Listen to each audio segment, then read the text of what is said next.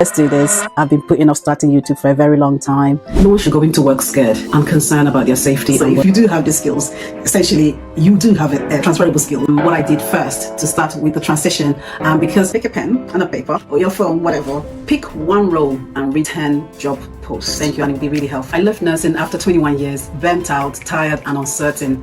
But 3 months later, I landed a job with double pay, full flexibility and my pace back. In this final video, I'll be sharing what happened after I got the job offer.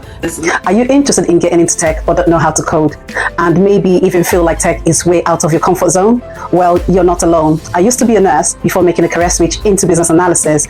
Do you have a tech job interview coming up and want to walk in with confidence and walk out with an offer? In today's video is your first impression, and in a sea of applicants, you have just 6 seconds to grab a recruiter. That switching career is scary, but switching into business analysis, that came with a whole new set of surprises. Some good, some I wish I had seen coming.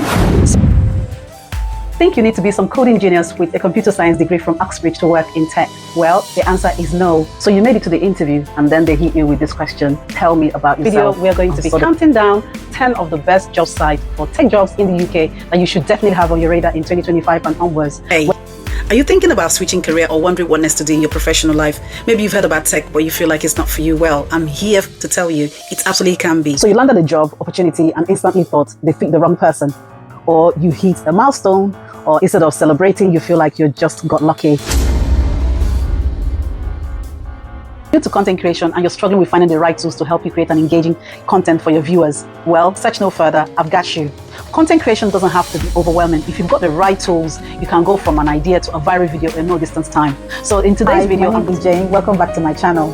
If you ever stayed at your to-do list for hours and done everything except the thing that actually matters, you're not alone. Procrastination is something we all battle with. Yes, that one task that you're meant to do that will change things for you, but you're avoiding it. But buying a house in the UK can feel like solving a Rubik's Cube backward in the dark. Between rising prices, hidden costs, confusing terms and delay, it's easy to feel overwhelmed. So should you move to Manchester? Maybe you've heard that Manchester is way cheaper than London, and you've heard of, the amazing football teams and buzzing creative scenes. So in my last video, I shared why we moved from London to Manchester, and today I want to share something that even I can believe. If you are thinking of buying a property here in the UK, let me walk you through what I learned living in both. In one of my recent videos, I shared with you how we bought our houses here in the UK, step by step. Buying a property in the UK still makes sense, even with the higher prices, higher interest rates, and renting versus buying. This is one of the biggest debates in the UK. Before you panic, no. The new UK immigration rules do not automatically stop migrants from getting mortgages. If you're an immigrant, especially if you've recently moved to a new country, those have been asking me, Jane, how did you do it? How did you do it? Well, I didn't go back to university. I didn't study for years. I completed a focused 8 weeks training program. This video, I'm going to be comparing nursing salaries in the UK with tech salaries, especially business analysis, because that's the transition I personally made. And you ask, how can my nursing skills or my current job role translate into business analysis or tech environment? Well, thanks for asking. I'm here. The moment professionals start to think about changing careers, for example, nurses, one thought hits them immediately: I don't have time to retrain, I can't go back to university, I can't start from scratch. So I remember sitting there, folding my hand, and the recruiter said, Jane, what's your salary range? And I just froze, because in all my years as a nurse, no one had ever asked me such a question. Not once. And in that moment, I knew that something had shifted. I realized that something had. When people hear that I transitioned into tech, they often assume I did it alone.